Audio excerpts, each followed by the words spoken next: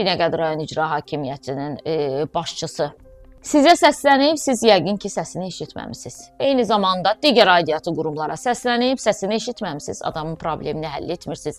Mənə aid deyil deyirsiniz və dediyim kimi yönünüzü çevirirsiniz, gedirsiniz. Ona görə də insanlar məcbur olurlar Azərbaycan prezidentinə müraciət eləyirlər. Amma siz yerlərdə ona görə varsınız ki, insanların problemi ilə maraqlanasınız və insanların problemini bacardığınız qədər həll edəsiniz. Amma çox təəssüf ki, gördüyümüz mənzərə bəzi yerlərdə bundan ibarət olur ki, çox soyuqqanlı, çox etinasız, sanki heç buna aid deyil, heç vecinizdə də olmur bəzən şikayətçilərin sizə nə dedikləri.